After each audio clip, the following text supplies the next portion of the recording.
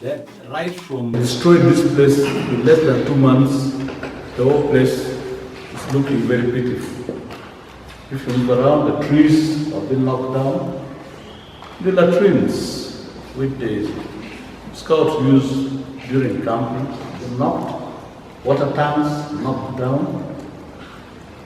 And some little constructions of roads and that of structures have started mushrooming here.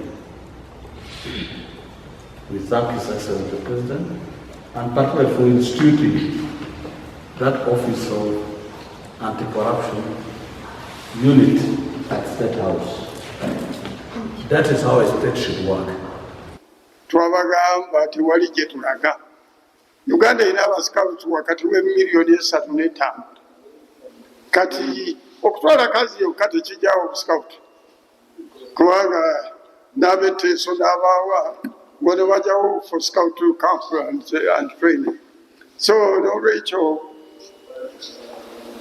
abaagazi b'ettaka bano abanyazi b'ettaka baakola kinene nnyo okulwanyisa abasikawuti abatuufu.